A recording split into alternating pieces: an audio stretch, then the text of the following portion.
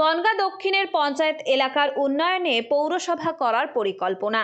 নারীদের জন্য বিশেষ চিন্তা ভাবনা থেকে এলাকার উন্নয়ন কর্মসংস্থানকে সামনে রেখেই ভোট প্রচারে নেমেছেন এলাকার জনপ্রিয় social media influencer Rituparna Adhya.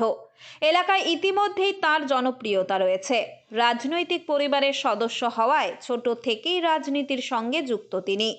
Councillor হিসেবে কাজ করার পর এবার তৃণমূলের টিকিটে বড় লড়াইয়ে ঋতুপর্ণা।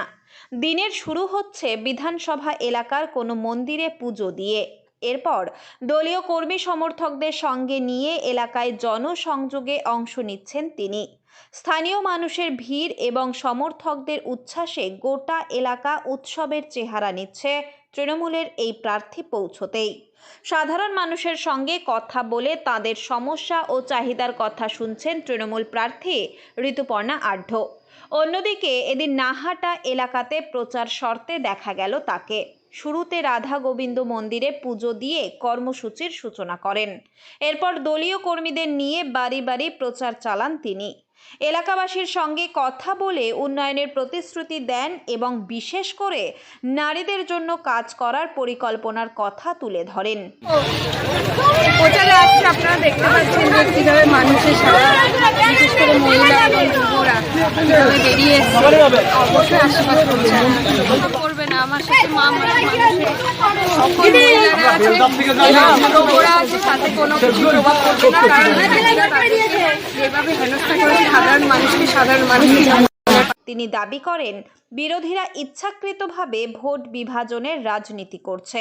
পাশাপাশি পঞ্চায়েত এলাকার সার্বিক উন্নয়নে পৌরসভায় রূপান্তরিত করার পরিকল্পনার কথাও এদিন জানান তিনি।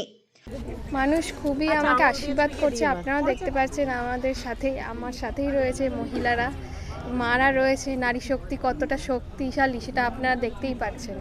আমি অলরেডি মানুষের পাশে এসে দাঁড়াচ্ছি এবং শুধু ভোটের সময় না, আমাদের নেত্রী দেখতে পারবেন 365 দিন সব জায়গায় মানুষের পাশে থাকার চেষ্টা করে, সবসময় মানুষের পাশে থাকে। শুধু আমরা ডোর টু ডোর যাই ভোটের সময় না, বিজেপির মতো রথযাত্রা করি না, আমরা পায়ে হেঁটে মানুষের বাড়ি যাচ্ছি। এবং দক্ষিণ বিধানসভায় যদি মানুষ আমাকে আশীর্বাদ করে, আমি মানুষের বাড়ি বাড়ি সবসময় যাব, যেখানে যেভাবে পৌঁছানোর যখন যেভাবে ডাকবে আমি চলে যাব। রাস্তা, লাইট, বিশেষ করে যেহেতু এটা পঞ্চায়েত এলাকা, পৌরসভা হলে অনেক সুযোগ সুবিধা পাওয়া যায়। তো আমার প্রথম লক্ষ্য থাকবে এটাকে পৌরসভাতে কনভার্ট করা এবং হসপিটাল করা। সেখানে অনেক যারা বসে আছে, বেকার বাড়িতে বসে আছে যুবক যুবতীরা এবং অনেক মহিলারা, তাদেরকে যাতে আমি কর্মসংস্থান দিতে পারি, সেটাই আমার প্রথম লক্ষ্য থাকবে। জয়ের বিষয়ে কতটা আশাবাদী? অবশ্যই নিশ্চিত। আসন্ন নির্বাচনে নিজের জয় নিয়ে যথেষ্ট আশাবাদী ঋতুপর্ণা আঢ্য। তার দাবি উন্নয়নের পক্ষে রয়েছে এলাকার মানুষ এবং তৃণমূল কংগ্রেসের কাজের ওপর ভরসা রেখেই তারা ভোট দেবেন। তবে শেষ পর্যন্ত ভোটের ফল কি দাঁড়ায় এখন সেটাই দেখার। যারা গ্যাসের লাইনে দাঁড় করাচ্ছে তাদের যাতে সরিয়ে আমরা এই এলাকার উন্নয়ন করতে পারি। এখানে রাস্তা, লাইট, বাড়ি, কর্মসংস্থান সবকিছুর দরকার। যে প্রার্থী হয়েছে সে এমএলএ ছিল এতদিন, সে তার কাজ দেখিয়ে যে কোনো কাজ সে করতে পারিনি, আবার ভোটের সময় ভোট চাইতে আসবে। তাই একবার নেত্রীকে সুযোগ করে দিন, তৃণমূলকে সুযোগ করে দিন। সবাই দেবেন তো? উত্তর 24 পরগনা থেকে রুদ্র নারায়ণ রায়ের রিপোর্ট, লোকাল 18 বাংলা।